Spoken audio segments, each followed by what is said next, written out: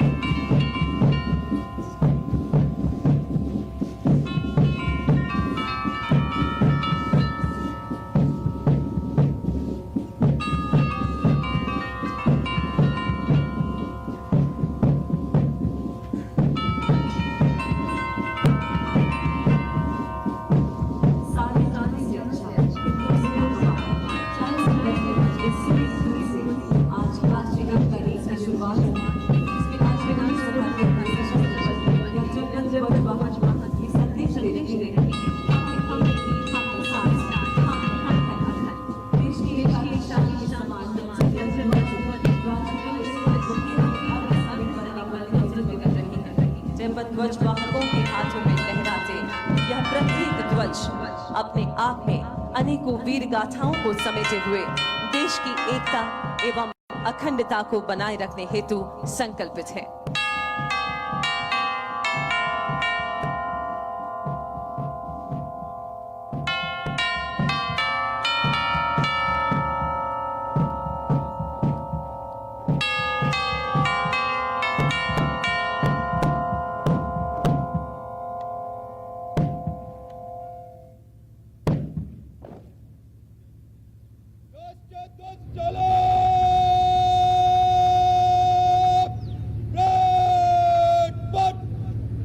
आप सभी से निवेदन है कि राष्ट्रध्वज के आगमन पर राष्ट्रध्वज के सम्मान में अपने स्थान पर खड़े हो जाएं और वर्दीधारी सैल्यूट करें।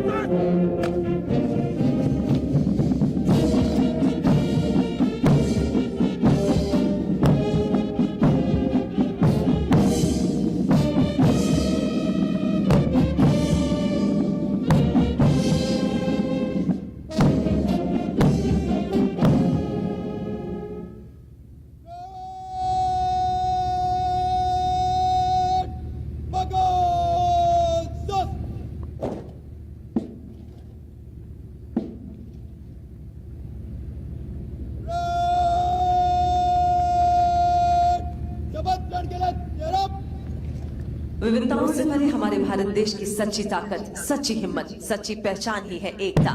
एकता और अखंडता को मजबूत करना ये हमारा कर्तव्य है। इस वचन को चरितार्थ करने का बीड़ा उठाया है माननीय प्रधानमंत्री श्री नरेंद्र मोदी जी ने, और इसलिए एकता के प्रेरक पूज्य सरदार पटेल की जन्म जयंती को राष्ट्र एकता दिवस के तौर पर मनाने का निर्धार किया गया है। आज इस राष्ट्रीय एकता दिवस पर माननीय प्रधानमंत्री महोदय से विनम्र निवेदन करते हैं कि वे यहाँ उपस्थित सभी के साथ पूरे भारत देश को एकता की शपथ दिलवाएं। हम सभी अपने स्थान पर खड़े होंगे, दाहिना हाथ आगे करके शपथ ग्रहण करेंगे। मैं सत्य निष्ठा से शपथ लेता हूं कि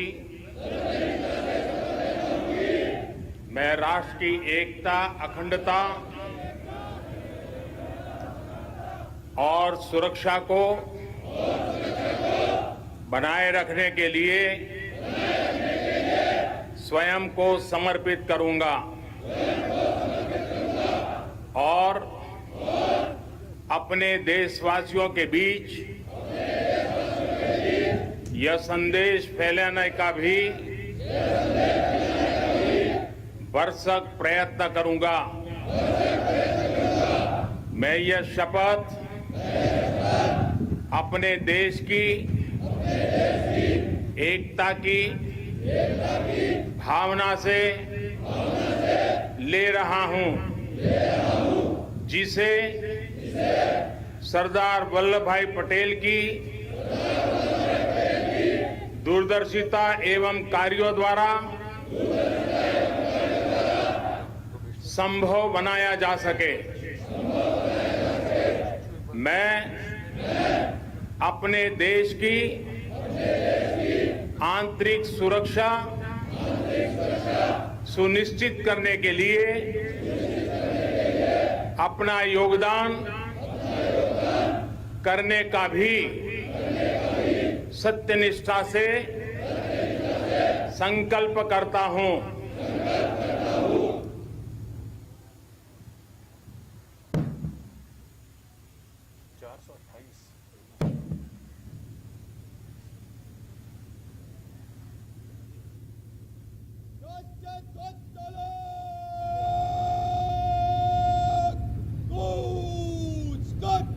राष्ट्रीय ध्वज तालीम बंद, दिशा बदल, बंद बंद, चल।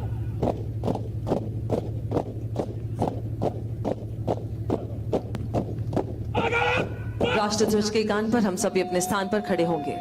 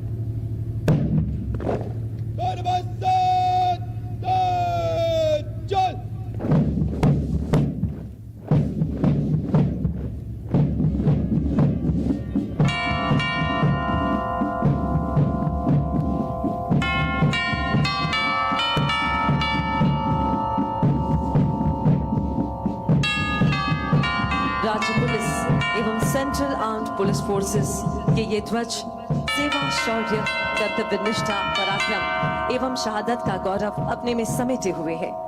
इस वर्ष राज्य पुलिस बल के प्रतिनिधि परेड में शामिल नहीं है, किंतु सरदार पटेल के मंत्र को आत्मसात करते हुए राज्य पुलिस बलों की पूर्ति राज्य पुलिस ध्वज वाहक के रूप में सेंट्रल आर्म्ड पुलिस फोर्सेस के जवान कर रहे हैं, जो उस राज्य के निवासी हैं, जो भारतीय संस्कृति की विविधता में एकता के सार तत्व को मूर्त रूप चरितार्थ कर रही है।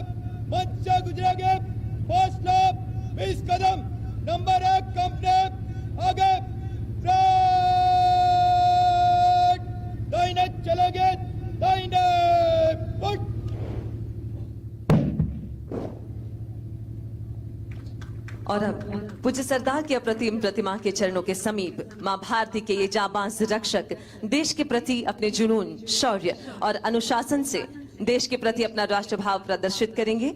इस परेड के जरिए अखंड भारत का संदेश देती ये परेड अब मंच की ओर अग्रसर होगी।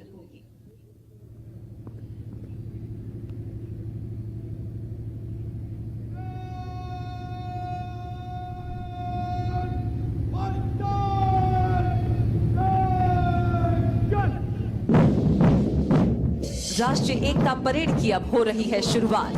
वर्तमान वैश्विक परिदृश्य में कोविड-19 ने हमारी जीवन शैली पर व्यापक असर डाला, किंतु यह महामारी हमारे जोश और हौसले को डिगा न सकी और हम सरदार पटेल की दृढ़ इच्छा शक्ति व दूरदर्शिता से प्रेरित होकर सभी राज्यों की पुलिस बलों व केंद्रीय अर्धसैन्य बलों द्वारा शौर्य प्रदर्शन व परेड की संक्षिप्त प्रस्तुति के साथ उपस्थित हैं। कुछ नशा तिरंगे की शान का है, कुछ नशा मातृभूमि की आन का है। हम लहराएंगे हर जगह ये तिरंगा, नशा ये हिंदुस्तान का है। ऐसे ही जोश और राष्ट्र प्रेम की झलक इस परेड के जरिए हम देखेंगे। इस परेड का नेतृत्व कर रहे हैं 2018 की बैच के IPS Shri Om Prakash Jat. Bits Pilani graduate Om Prakash किसान परिवार से हैं और वर्तमान में श्री जाट गिर सोमनाथ में एएसपी नियुक्त हैं। श्री ओम प्रकाश जाट के नेतृत्व में ये परेड, जिसमें सबसे पहला दस्ता 53 ध्वज वाहकों का 53 राज्य पुलिस व केंद्रीय अर्धसैनिक बल का प्रतिनिधित्व कर रहे हैं, जिसमें शामिल कई ध्वजों को माननीय राष्ट्रपति जी के द्वारा निशान का सम्मान प्राप्त हुआ है, जिसमें से मेजबान गुजरात राज्य के ध्वज को भी 2019 में निशान का सम्मान प्राप्त हुआ है। दूसरे स्थान पर सीआईएसएफ केंद्रीय सशस्त्र बल के रूप में स्वयं को स्थापित कर 350 इकाइयों को सुरक्षा प्रदान कर रहा है, जिसमें देश के संवेदनशील एवं महत्वपूर्ण संस्थान जो कि अंतर्राष्ट्रीय एवं राष्ट्रीय हवाई अड्डे, C port, shipyards, atomic energy, VIP security, heritage monuments तथा सरकार की अन्य पीएस यूनिट शामिल है। और अब आ रहे हैं सीमा सुरक्षा बल के जाबाज, जो कश्मीर की बर्फीली चोटियां, राजस्थान के रेगिस्तान, दिन हो या रात बड़ी ही मुस्तैदी से अपने कर्तव्य का निर्वाह करते हैं और अब तक 1094 वीरता पदक हासिल किए हैं। अब अपने कदमों की धमक से शौर्य और निष्ठा का संदेश देता अग्रसर है सीआरपीएफ का ये दस्ता। इन्हें गर्व है अपने बल के इतिहास पर, जिन्होंने सरदार के एक भारत के सपने को साकार करने में अपनी भूमिका निभाई थी।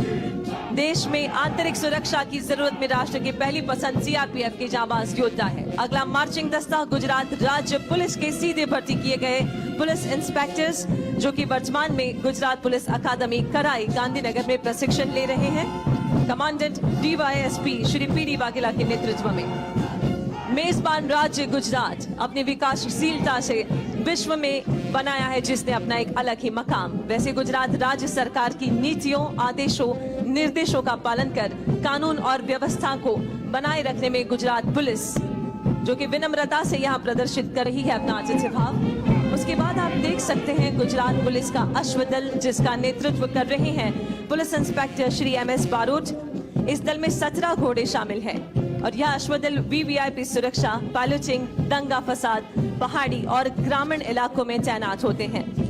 इस अश्वदल ने राष्ट्रीय और अंतर्राष्ट्रीय घोड़े सवारी प्रतियोगिता में कई मेडल्स प्राप्त किए हैं। और अब आज की भव्य परेड की शोभा बढ़ाते हुए शाही अंदाज में हर वर्ष राजपथ पर गणतंत्र दिवस परेड में विशेष आकर्षण का केंद्र रहने वाला सीमा सुरक्षा बल का अनूठा ऊंट दस्ता अपने पूरे साजो श्रृंगार सहित आपके सामने से गुजर रहा है, जिस पर सवार है राजसी शान लिए सीमा सुरक्षा बल के रणबांकुरे, जिनके समतुल्य समूचे विश्व में अन्य कोई नहीं।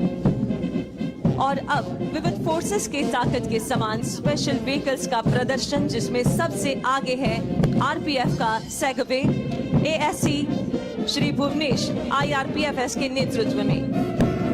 सेगवे एक स्वच्छ, प्रदूषण मुक्त और इको फ्रेंडली दोपहिया इलेक्ट्रिक वाहन है।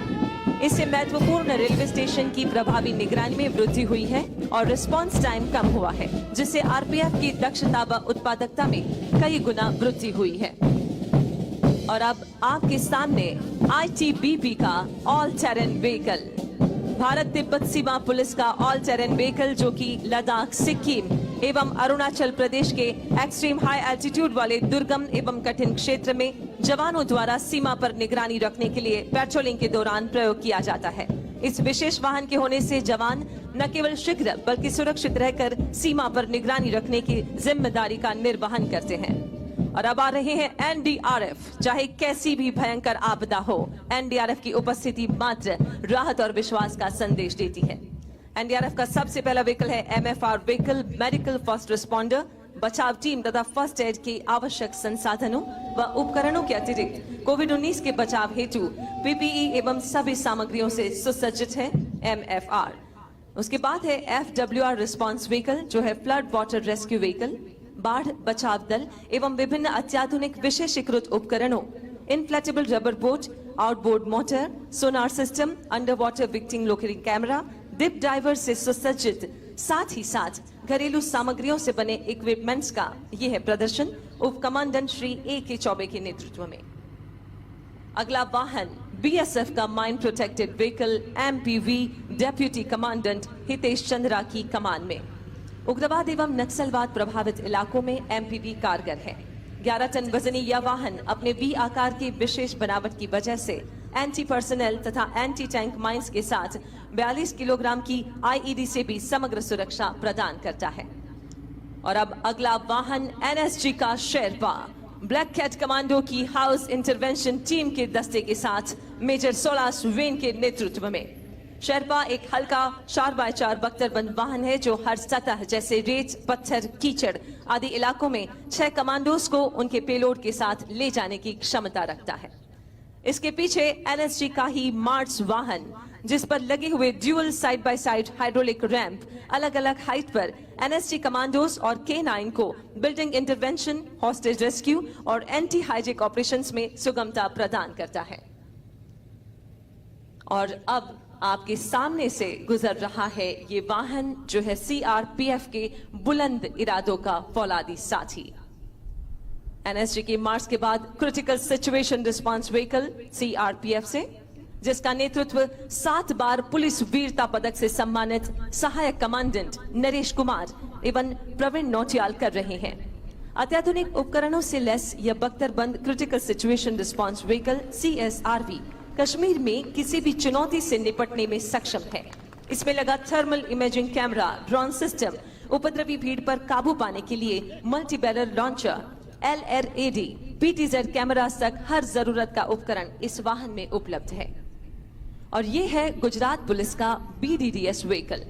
इस वाहन का उपयोग बॉम्ब डिस्पोजल ऑपरेशन के लिए किया जाता है तथा यह इंटरनेट सर्विलेंस सिस्टम और फ्लड लाइट्स लेस है। इस व्हीकल में सर्च इक्विपमेंट, सेफ्टी इक्विपमेंट और डिस्पोजेबल इक्विपमेंट है।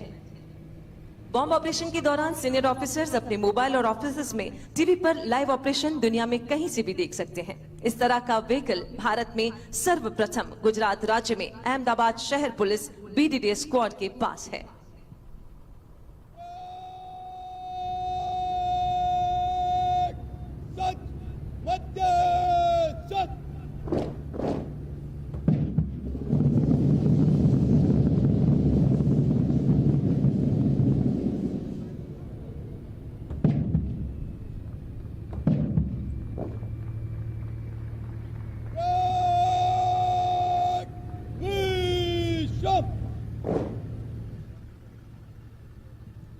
तुम विविध रूप धरने वाली, विश्व सुख सुधा करने वाली, तुम पुरवाई तुम ज्वाला हो, वसुधा का रूप निराला हो। नारी शक्ति के इन विभिन्न रूपों में से पराक्रम को प्रदर्शित करने के लिए सीआरपीएफ की वुमेन वॉरियर्स प्रस्तुत कर रही हैं राइफल ड्रिल। हम सब के लिए यह गर्व की बात है कि सीआरपीएफ की 6 महिला बटालियन की वुमेन वॉरियर्स पूरे देश में पुरुषों के साथ कंधे से कंधा मिलाकर देश की सेवा कर रही है। आपको यह जानकर अत्यंत हर्ष होगा कि वीरता के लिए अनेक पुरस्कार प्राप्त करने के अलावा सीआरपीएफ की इन विमेन वॉरियर्स के पास यूनाइटेड नेशंस पीसकीपिंग मिशन में जाने वाले विश्व के प्रथम ऑल वुमेन कंटिजेंट होने का भी गौरव प्राप्त है। अपने शौर्य, अनुशासन, संतुलन और तालमेल को एक सूत्र में पिरोकर आपके सामने सीआरपीएफ वुमेन वॉरियर्स का राइफल ड्रिल प्रदर्शन।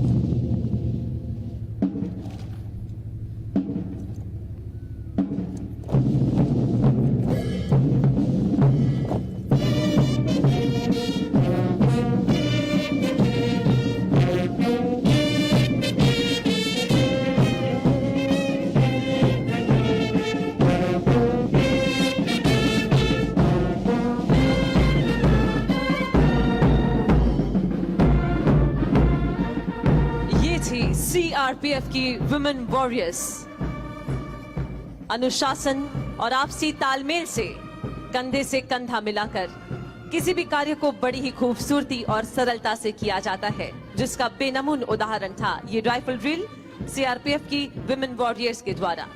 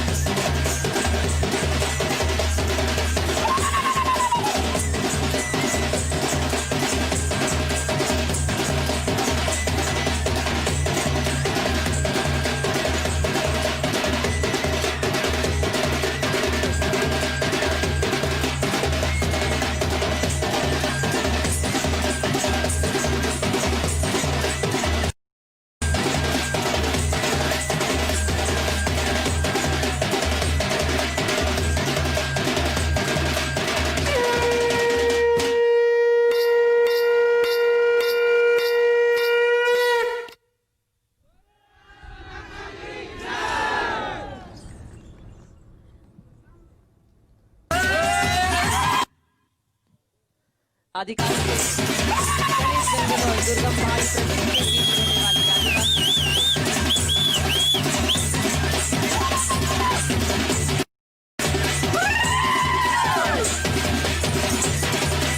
आज राष्ट्रीय एकता दिवस पर आसपास रहने वाले आदिवासी लोगों ने अपने प्रकट की।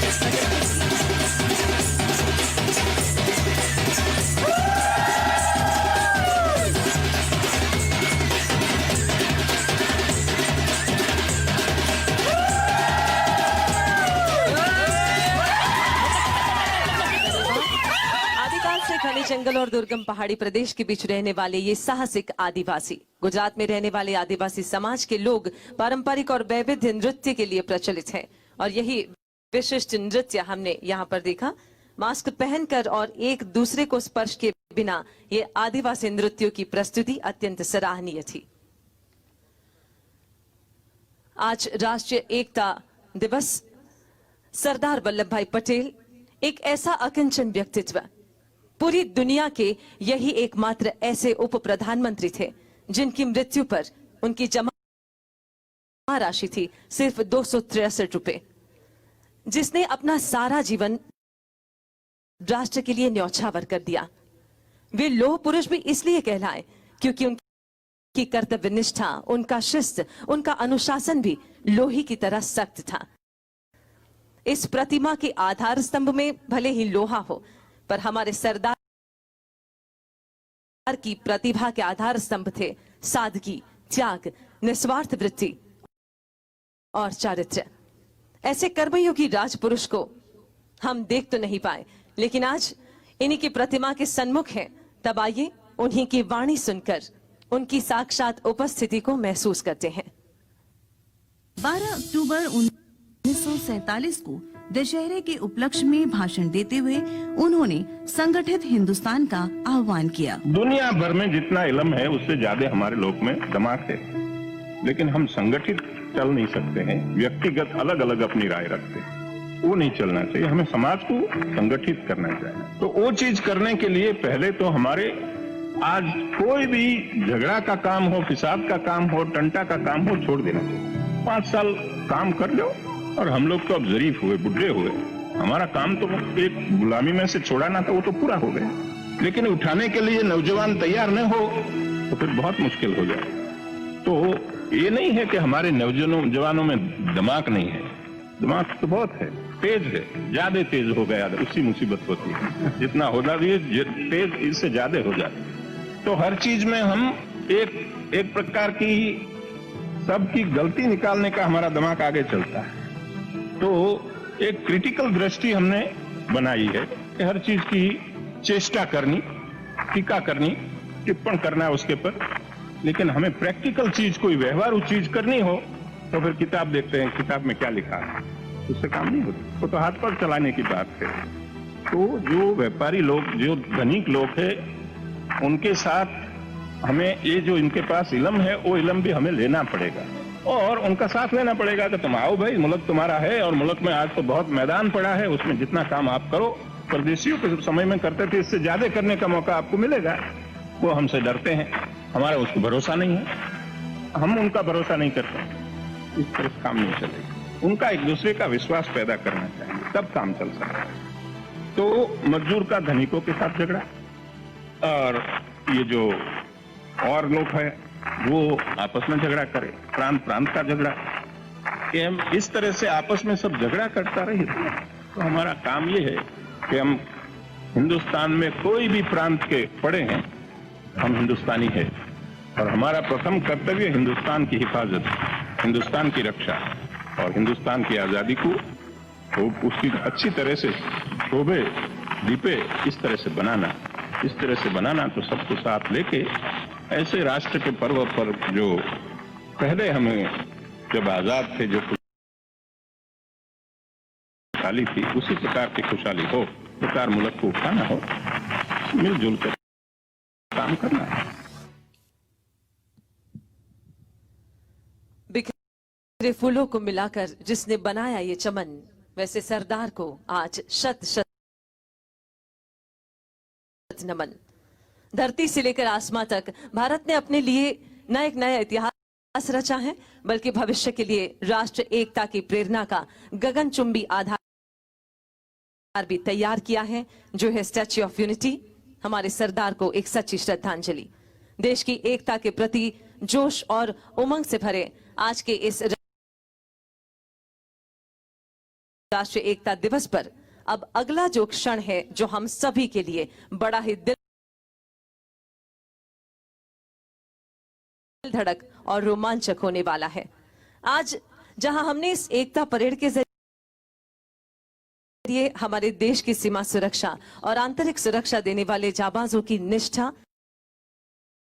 और ताकत देखी, तो साथ ही में हिंदुस्तान गगनचुंबी आधार भी तैयार किया है, जो है स्टैच्यू ऑफ यूनिटी, हमारे सरदार को एक सच्ची श्रद्धांजलि। देश की एकता के प्रति जोश और उमंग से भरे आज के इस राष्ट्रीय एकता दिवस पर अब अगला जो क्षण है, जो हम सभी के लिए बड़ा ही दिल धड़क और रोमांचक होने वाला है। आज जहां हमने इस एकता परेड के जरिए हमारे देश की सीमा सुरक्षा और आंतरिक सुरक्षा देने वाले जाबाजों की निष्ठा और ताकत देखी, तो साथ ही में हिंदुस्तान के इस खुले आसमान में हमारी सुरक्षा निश्चित करने के लिए पहरा दे रहे भारतीय वायुसेना के फाइटर एयरक्राफ्ट कुछ ही क्षणों में यहां से गुजरेंगे और हमें भारतीय वायुसेना की ताकत का परिचय देंगे। आज राष्ट्रीय एकता दिवस पर सरदार को सलामी देने का ये जज्बा है इंडियन एयरफोर्स का। आप सभी आपके सामने ये किले की भव्य दीवार भी देख रहे हैं। स्टैच्यू ऑफ यूनिटी की विशाल गगनभेदी प्रतिमा के सम्मुख इस परेड मैदान में ये दीवार, ये प्राचीर है जूनागढ़ किले की। ये प्रतिबिंब लगभग 2300 वर्षों का इतिहास समेटे वर्तमान को एकीकृत भारत का गौरवशाली प्रतीक है। भारत की आजादी की घोषणा के साथ ही भारत के एकीकरण की विशाल चुनौती सरदार पटेल के सम्मुख थी। जूनागढ़ के तत्कालीन नवाब जूनागढ़ को पाकिस्तान में मिलाना चाहते थे, किंतु जूनागढ़ रियासत की समस्त जनता भारत के साथ रहना चाहती थी। सरदार पटेल की दृढ़ इच्छा शक्ति व कूटनीति के परिणाम स्वरूप राजनैतिक अड़चनों के बावजूद 20 फरवरी 1948 को जूनागढ़ भारत का अभिन्न अंग बन गया। जनता की भावनाओं का सम्मान करते हुए तमाम चुनौतियों के बावजूद भी जूनागढ़ का भारत में विलय करके सरदार पटेल ने भौगोलिक एकीकरण के साथ साथ भावनात्मक एकता का भी बीज बोया। जूनागढ़ किला हमें सांस्कृतिक विविधता व भौगोलिक विषमता के बावजूद एक सूत्र भारतीयता में बंधे रहने को प्रेरित करता है, साथ ही सरदार पटेल के सशक्त भारत की याद दिलाता है। आइए जोरदार तालियों के साथ हम हमारी श्रद्धा, हमारा प्यार उन तक पहुंचाते हैं। और अब कुछ ही क्षणों में स्टैच्यू ऑफ यूनिटी, जिसे सलामी देने के लिए इंडियन एयरफोर्स के जगुआर फाइटर एयरक्राफ्ट 3 एयरक्राफ्ट यहां से गुजरेंगे। जगुआर फाइटर एयरक्राफ्ट का होगा फ्लाई पास्ट। हमारे देश की ओर हम सबके गौरव के समान समग्र विश्व में सबसे ऊंची ये प्रतिभा और विश्व की सबसे ऊंची ये बेनमून प्रतिमा, जिसे सलामी देगा इंडियन एयरफोर्स का जगुआर एयरक्राफ्ट। ये 3 एयरक्राफ्ट जो जामनगर एयर स्टेशन से उड़ान भर चुके हैं। 600 किलोमीटर का ये जो अंतर है वो सिर्फ 40 मिनट में वो तय करके कुछ ही क्षणों में यहाँ पर इस आसमान में होंगे। ये जगुआर लड़ाकू विमान है जो स्ट्राइकर प्लेन्स हैं, जो कहीं पर भी दुश्मनों के विस्तार में 1400 किलोमीटर तक अंदर जाकर स्ट्राइक करने के लिए भी कैपेबल है। आप स्टैच्यू की ओर देख सकते हैं जगुआर फाइटर एयरक्राफ्ट। इसी के साथ जिन्होंने आज राष्ट्रीय एकता दिवस पर सलामी दी हमारे सरदार को, जोरदार तालियों से हम सभी हमारी वायुसेना का, इंडियन एयरफोर्स का अभिवादन करें। बहुत बहुत धन्यवाद। भारत देश के अनमोल इतिहास का गौरव जिनके दिल में है, भारत देश के अमूल्य वर्तमान का श्रेष्ठ नेतृत्व जिनके हाथों में है और भारत देश के सुनहरे भविष्य की सही दिशाएं जिनके जहन में है, भारत की काया पलट करने वाले ये राजपुरुष सरदार के विचारों और सिद्धांतों को आत्मसात कर देश के प्रति सदैव समर्पित हमारे राष्ट्र रत्न, हमारे माननीय प्रधानमंत्री श्री नरेंद्र मोदी जी। आइए तालियों के गर्जन के साथ इनका स्वागत करते हैं आज राष्ट्र जोग संबोधन के लिए।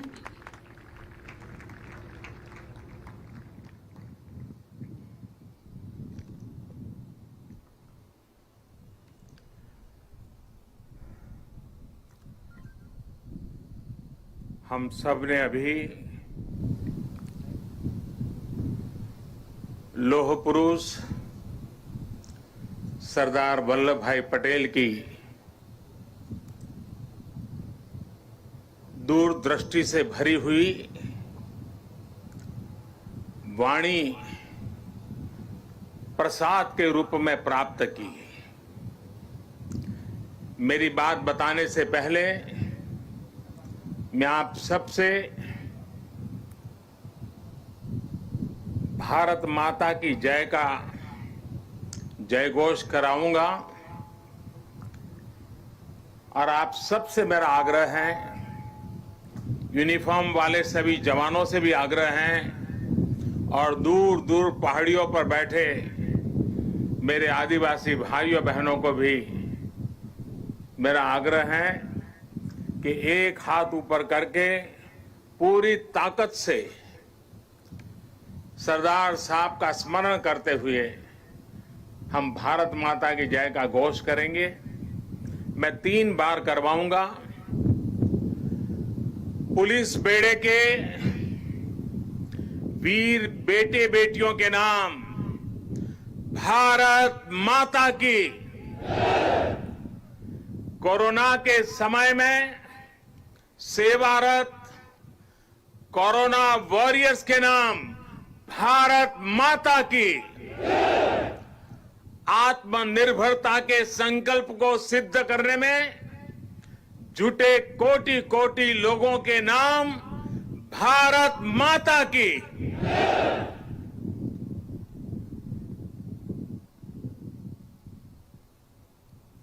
मैं कहूंगा सरदार पटेल, आप लोग 2 बार बोलेंगे, अमर रहे, अमर रहे। सरदार पटेल, सरदार पटेल, सरदार पटेल। सभी देशवासियों को सरदार वल्लभ भाई पटेल की जन्म जयंती की बहुत बहुत शुभकामनाएं। देश की सैकड़ों रियासतों को, राजे रजवाड़ों को एक करके देश की विविधता को आजाद भारत की शक्ति बनाकर सरदार पटेल ने हिंदुस्तान को वर्तमान स्वरूप दिया। 2014 में हम सभी ने उनके जन्मदिन को भारत की एकता के पर्व के रूप में मनाने की शुरुआत की थी। इन 6 वर्षों में देश ने गांवों से लेकर महानगरों तक, पूरब से पश्चिम तक, कश्मीर से कन्याकुमारी तक सभी ने एक भारत श्रेष्ठ भारत के संकल्प को पूरा करने का प्रयास किया है। आज एक बार फिर यह देश मां भारती के महान सपूत को, देश के लौह पुरुष को श्रद्धा सुमन समर्पित कर रहा है। आज एक बार फिर यह देश सरदार पटेल की इस गगनचुंबी प्रतिमा के सानिध्य में, उनकी छाया में देश की प्रगति के महायज्ञ का अपना प्राण दोहरा रहा है। साथियों, मैं कल दोपहर ही केवड़िया पहुंच गया था और केवड़िया पहुंचने के बाद कल से लेकर अब तक यहां केवड़िया में जंगल सफारी पार्क, एकता मॉल, चिल्ड्रन न्यूट्रिशन पार्क, आरोग्य वन जैसे अनेक नए स्थलों का लोकार्पण हुआ है। बहुत ही कम समय में सरदार सरोवर डैम के साथ जुड़ा हुआ ये भव्य निर्माण एक भारत श्रेष्ठ भारत की भावना का, नए भारत की प्रगति का तीर्थ स्थल बन गया है। आने वाले समय में मां नर्मदा के तट पर भारत ही नहीं, पूरी दुनिया के टूरिज्म मैप पर ये स्थान अपनी जगह बनाने वाला है, छाने जा रहा है। आज सरदार सरोवर से साबरमती रिवर फ्रंट तक सी प्लेन सेवा का भी शुभारंभ होने जा रहा है। ये देश की पहली और अपने आप में अनूठी सी प्लेन सेवा है। सरदार साहब के दर्शन के लिए, स्टैच्यू ऑफ यूनिटी को देखने के लिए देशवासियों को अब सी प्लेन सर्विस का भी विकल्प मिलेगा। ये सारे प्रयास इस क्षेत्र में पर्यटन को भी बहुत ज्यादा बढ़ाने वाले हैं। इससे यहां के लोगों को, मेरे आदिवासी भाई बहनों को रोजगार के भी नए मौके मिल रहे हैं। इन उपलब्धियों के लिए भी मैं गुजरात सरकार को, गुजरात के सभी नागरिकों को और सभी 130 करोड़ देशवासियों को बधाई देता हूं। साथियों, कल जब मैं सारे क्षेत्रों पे पूरे दिन जा रहा था और वहां गाइड के रूप में यहीं आसपास के गांव की हमारी बेटियां जिस कॉन्फिडेंस के साथ, जिस गहराई के साथ सभी सवालों के जानकारी के साथ, त्वरित उत्तरों के साथ मुझे गाइड कर रही थी, मैं सच में बताता हूं, मेरा मस्तक ऊंचा हो गया।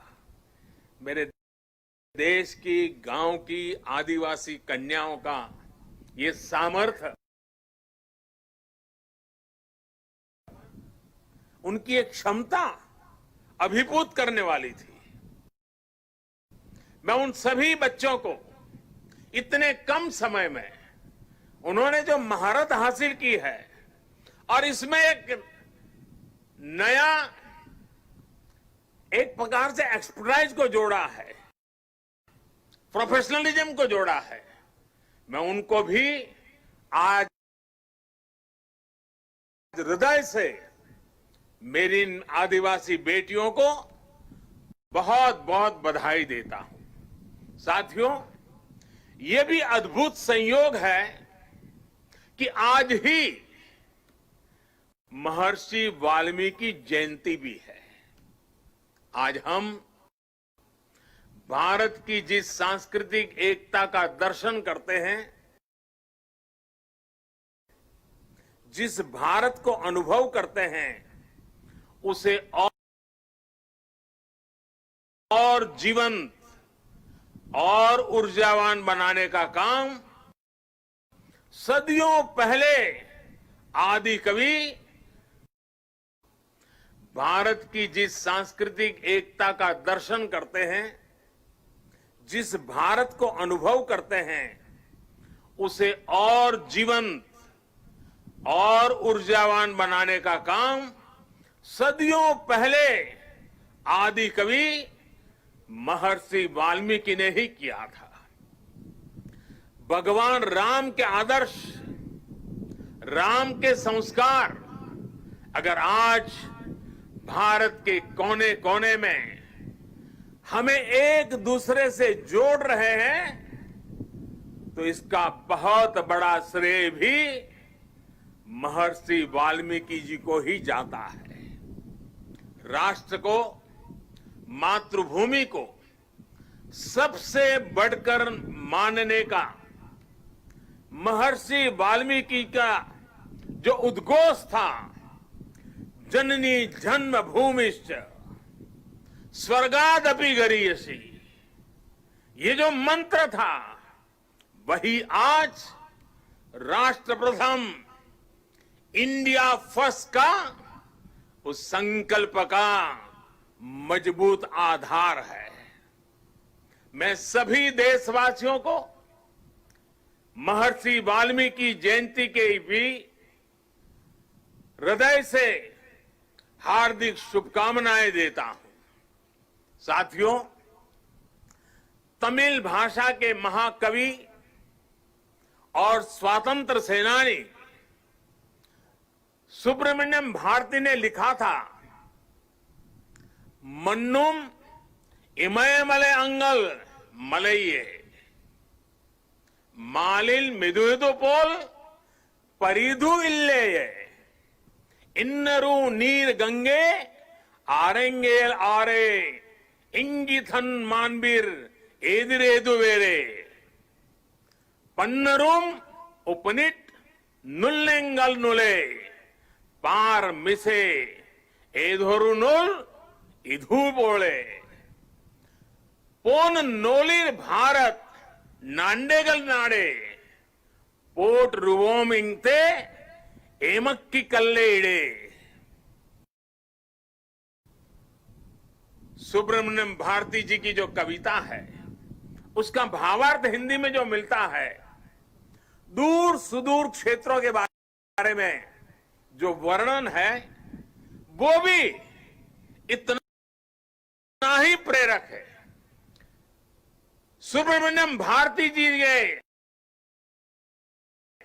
जिस भाव को प्रकट किया है, दुनिया की सबसे पुरातन भाषा तमिल भाषा में किया है, और क्या अद्भुत मां भारती का वर्णन किया है। सुब्रमण्यम भारती जी के उस कविता के भाव है,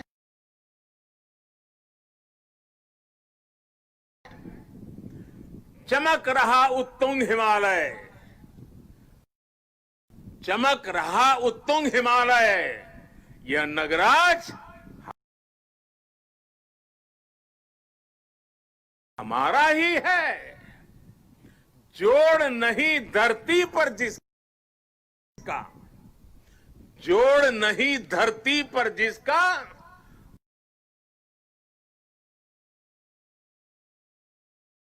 वह नगराज हमारा ही है। नदी हमारी ही है गंगा, प्लावित करती मधुरस धारा, बहती है क्या कहीं और भी ऐसी पावन कलकल धारा। सम्मानित जो सफल विश्व में, सम्मानित जो सफल विश्व में, महिमा जिनकी बहुत रही है।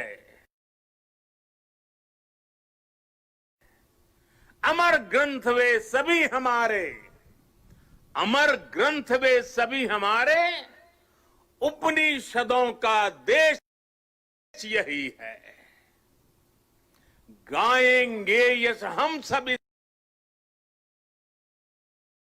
इसका, गाएंगे यश हम सब इसका, यह है स्वर्णिम देश हमारा।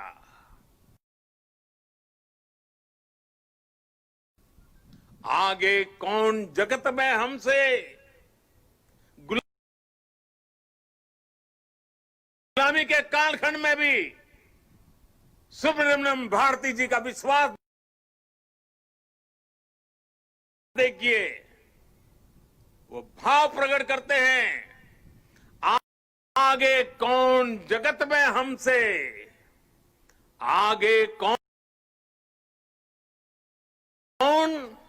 जगत में हमसे, यह है भारत देश हमारा, यह है भारत देश हमारा। भारत के लिए इस अद्भुत भावना को आज हम यहां मां नर्मदा के किनारे सरदार साहब की भव्य प्रतिमा की छांव में और करीब से महसूस कर सकते हैं। भारत की यही ताकत हमें हर आपदा से, हर विपत्ति से लड़ना सिखाती है और जीतना भी सिखाती है। आप देखिए, पिछले साल से ही जब हम आज के दिन एकता दौड़ में शामिल हुए थे, तब किसी ने कल्पना नहीं की थी कि दुनिया, पूरी मानव जात को कोरोना जैसी वैश्विक महामारी का सामना करना पड़ेगा। ये आपदा अचानक आई, इसने पूरे विश्व में मानव जीवन को प्रभावित किया है, हमारी गति को प्रभावित किया है। लेकिन इस महामारी के सामने देश ने, 130 करोड़ देशवासियों ने जिस तरह अपने सामूहिक सामर्थ्य को, अपनी सामूहिक इच्छा शक्ति को साबित किया है, वह अभूतपूर्व है। इतिहास में उसकी कोई मिसाल नहीं है।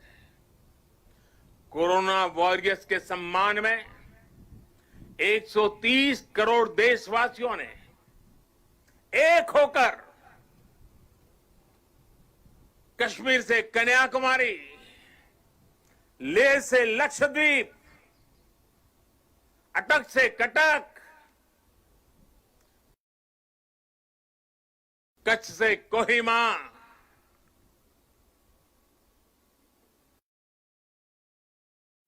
त्रिपुरा से सोमनाथ, 130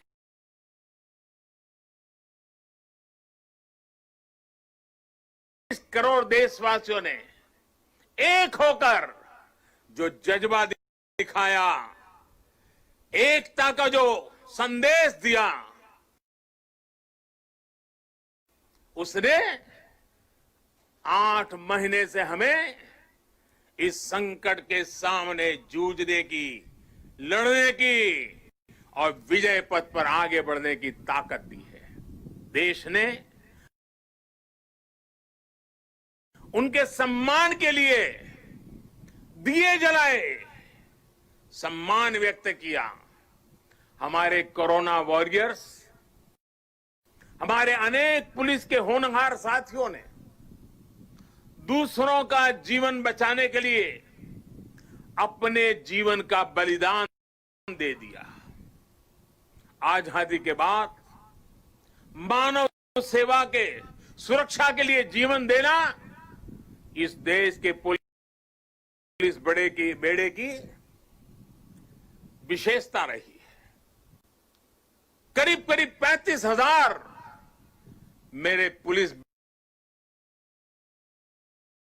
बेड़े के जवानों ने आजादी के बाद बलिदान दी है।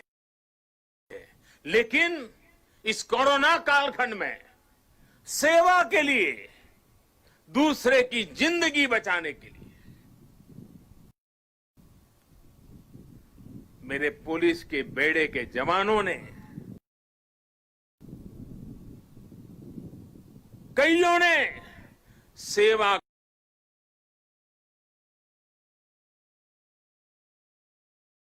करते करते खुद को ही समर्पित कर दिया। इतिहास कभी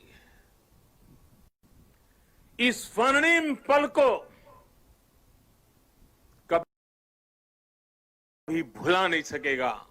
और पुलिस बेड़े के जवानों को ही नहीं,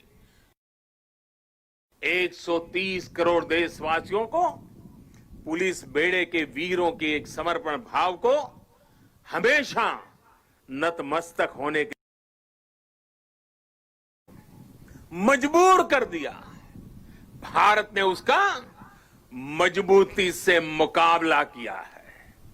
आज देश कोरोना से उभर भी रहा है और एकजुट होकर आगे भी बढ़ रहा है। ये वैसे ही एकजुटता है जिसकी कल्पना लौह पुरुष सरदार वल्लभ भाई पटेल ने की थी। हम सभी की ये एकजुटता कोरोना के इस संकट काल में लौह पुरुष सरदार वल्लभ भाई पटेल को सच्ची श्रद्धांजलि है। साथियों, विपदाओं और चुनौतियों के बीच भी देश ने कई ऐसे काम किए हैं जो कभी असंभव मान लिए गए थे। इसी मुश्किल समय में धारा 370 हटने के बाद, आर्टिकल 370 हटने के बाद कश्मीर ने समावेश का 1 साल पूरा किया। 31 अक्टूबर को ही, आज से 1 साल पहले ये कार्यरत हुआ था। सरदार साहब जीवित थे। बाकी राजे रजवाड़ों के साथ ये काम भी अगर उनके जिम्मे होता तो आज इतने सारा आजादी के इतने वर्षों के बाद ये काम करने की नौबत मुझ पे नहीं आती। लेकिन सरदार साहब का वो काम अधूरा था। उन्हीं की प्रेरणा से 130 करोड़ देशवासियों को उस कार्य को भी पूरा करने का सौभाग्य मिला है। कश्मीर के विकास में जो बाधाएं आ रही थी उन्हें पीछे छोड़कर अब कश्मीर विकास के नए मार्ग पर बढ़ चुका है।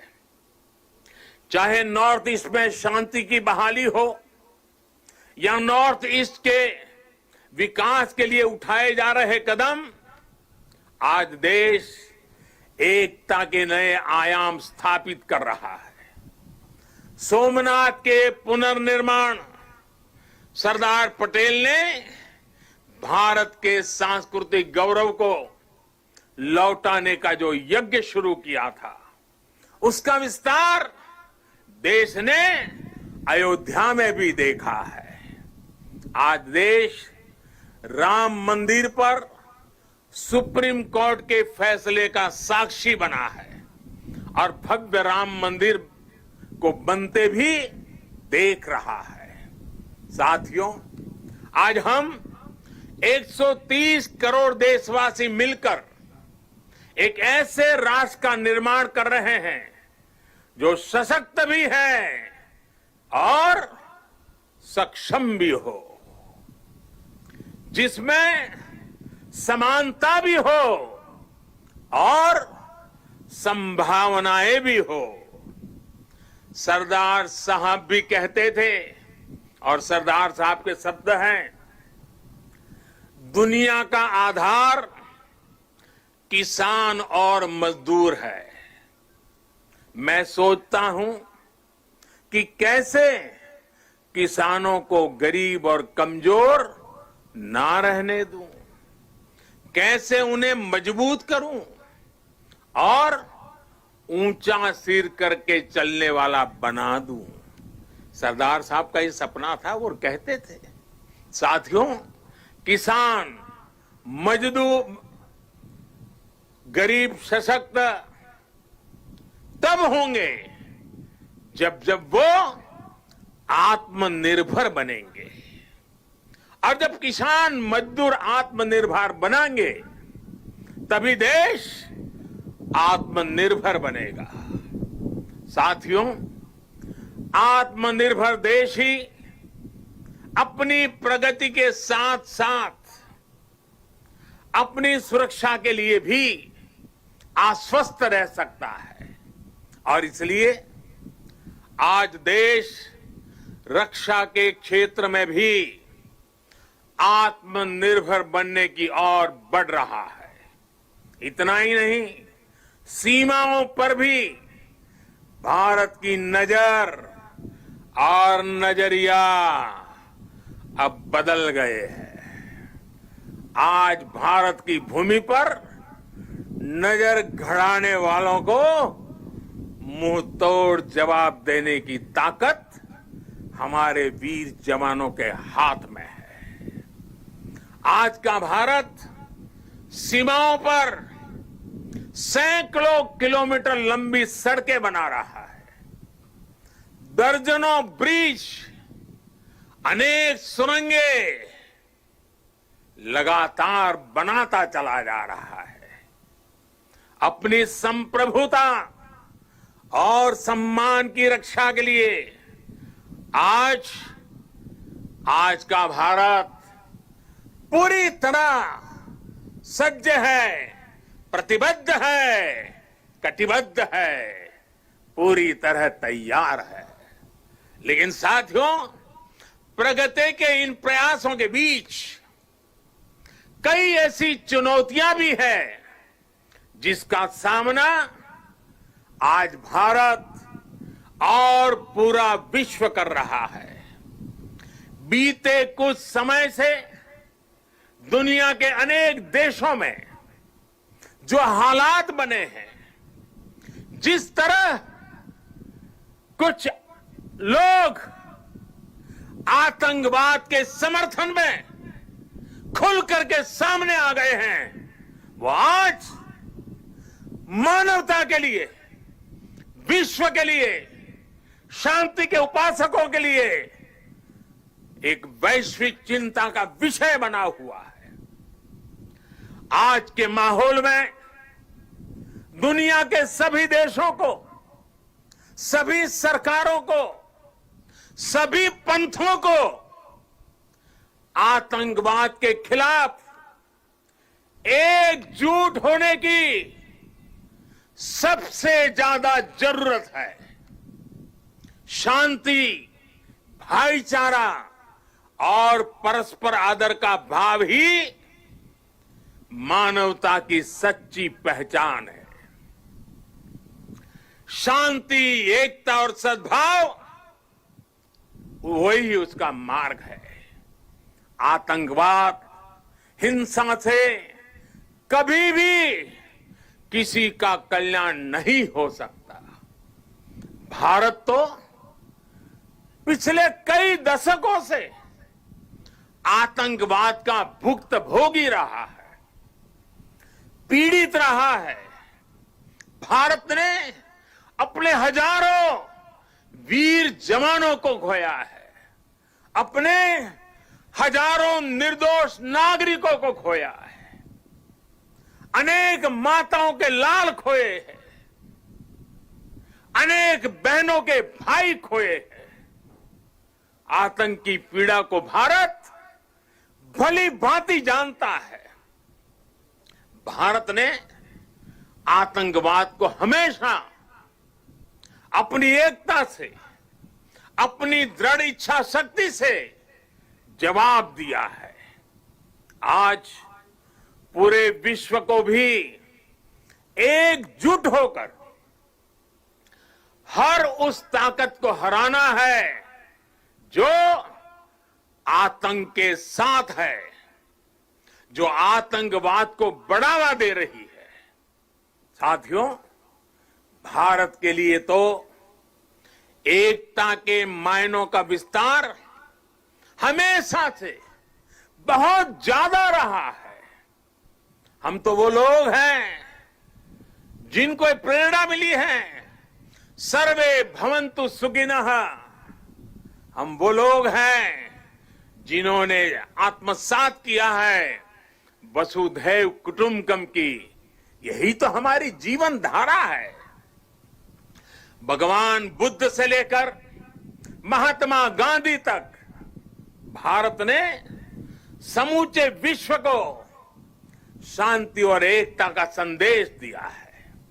साथियों, राष्ट्रकवि रामधारी सिंह दिनकर जी ने लिखा है, भारत एक विचार, भारत एक विचार, स्वर्ग को भू पर लाने वाला। भारत एक विचार, स्वर्ग को भू पर लाने वाला। भारत एक भाव, भारत एक भाव जिसको पाकर मनुष्य जगता है। भारत एक भाव जिसको पाकर मनुष्य जगता है।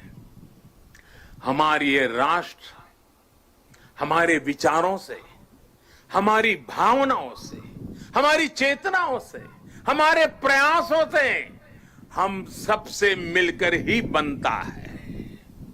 और इसकी बहुत बड़ी ताकत भारत की विविधता है। इतनी बोलियां, इतनी भाषाएं, अलग अलग तरह के परिधान, खान पान, रीति रिवाज, मान्यताएं, ये किसी और देश में मिलना मुश्किल है। हमारे वेद वाक्यों में भी कहा गया है,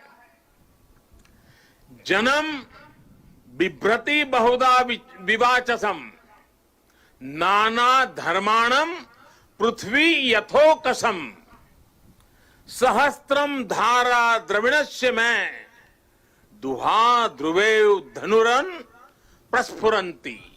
अर्थात हमारी ये मातृभूमि अलग अलग भाषाओं को बोलने वाले, अलग अलग आचार विचार व्यवहार वाले लोगों को एक घर के समान धारण करती है।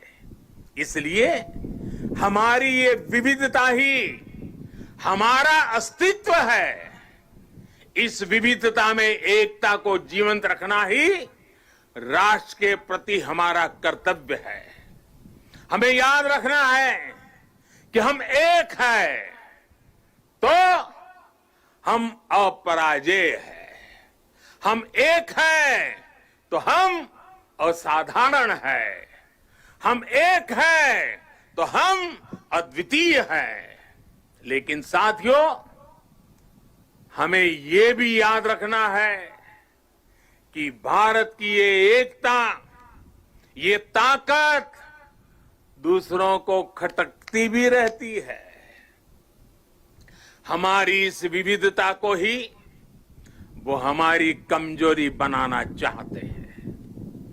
हमारी इस विविधता को आधार बनाकर वो एक दूसरे के बीच खाई बनाना चाहते हैं। ऐसी ताकतों को पहचानना जरूरी है।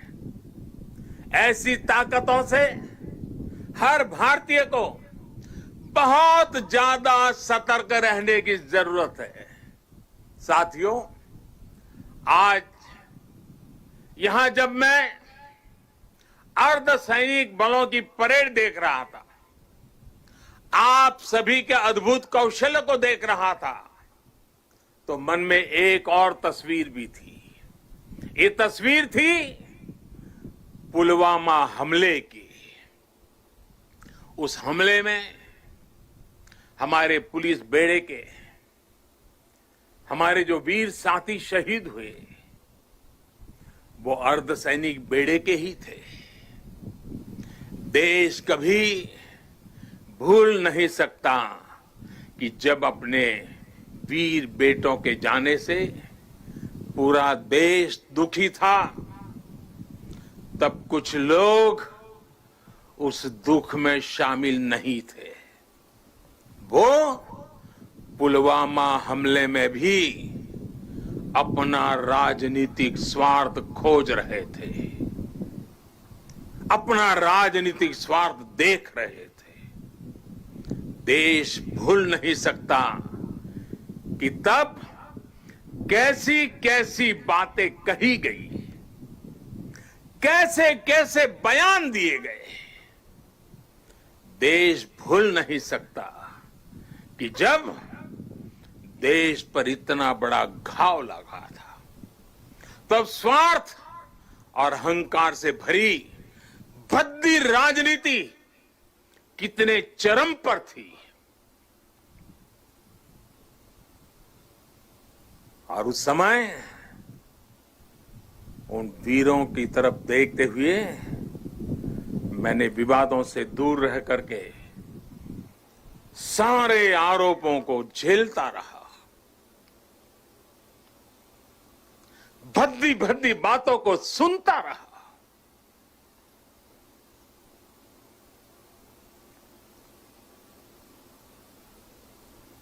मेरे दिल पर वीर शहीदों का गहरा घाव था। लेकिन पिछले दिनों पड़ोसी देश से जो खबरें आई है, जिस प्रकार वहां की संसद में सत्य स्वीकारा गया है, उसने इन लोगों के असली चेहरों को देश के सामने ला दिया है। अपने निहित स्वार्थ के लिए, राजनीतिक स्वार्थ के लिए ये लोग किस हद तक जा सकते हैं। पुलवामा हमले के बाद की गई राजनीति इसका बहुत बड़ा उदाहरण है।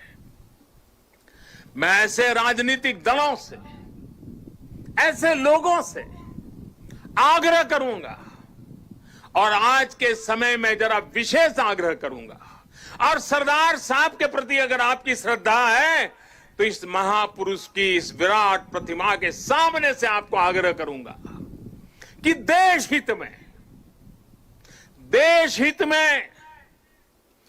देश की सुरक्षा के हित में, हमारे सुरक्षा बलों के मनोबल के लिए कृपा करके ऐसी राजनीति न करें, ऐसी चीजों से बचें।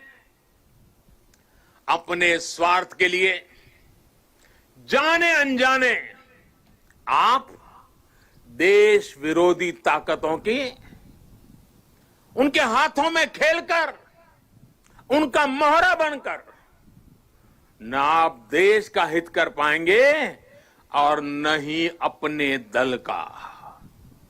साथियों, हमें ये हमेशा याद रखना है कि हम सभी के लिए अगर सर्वोच्च कोई बात है तो वो है सर्वोच्च हित, देश हित। सर्वोच्च हित, देश हित। जब हम सबका हित सोचेंगे तभी हमारी भी प्रगति होगी, तभी हमारी भी उन्नति होगी। भाइयों और बहनों, आज अवसर है कि इस विराट भव्य व्यक्तित्व के चरणों में हम उसी भारत के निर्माण का संकल्प दोहराएं जिसका सपना सरदार वल्लभ भाई पटेल ने देखा था। एक ऐसा भारत जो सशक्त होगा, समृद्ध होगा और आत्मनिर्भर होगा। आइए इस पावन अवसर पर हम फिर से राष्ट्र के प्रति अपने समर्पण को दोहराएं। आइए सरदार पटेल के चरणों में नतमस्तक होकर हम ये प्रतिज्ञा लें कि देश का गौरव और मान बढ़ाएंगे, इस देश को नई ऊंचाइयों पर ले जाएंगे। इसी संकल्प के साथ सभी देशवासियों को एकता पर्व की एक बार फिर से बहुत बहुत शुभकामनाएं देता हूं। आदरपूर्वक सरदार साहब को नमन करते हुए, श्रद्धापूर्वक सरदार साहब को श्रद्धांजलि देते हुए मैं देशवासियों को वाल्मीकि जयंती की शुभकामनाएं, सरदार साहब की जयंती की शुभकामनाओं के साथ मेरी वाणी को विराम देता हूं। बहुत बहुत धन्यवाद। बहुत बहुत धन्यवाद माननीय प्रधानमंत्री श्री, आपका तहे दिल से आभार प्रकट करते हैं।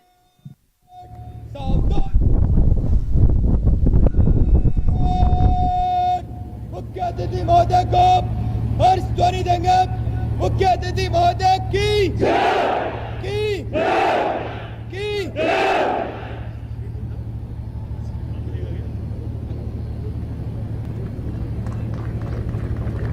हृदय आभार प्रकट करते हुए माननीय प्रधानमंत्री महोदय का आज इस राष्ट्रीय एकता दिवस पर आपकी उपस्थिति मात्र सबके दिलों में एकता और राष्ट्र के प्रति अपनी निष्ठा को जागरूक करने के लिए बहुत बहुत धन्यवाद।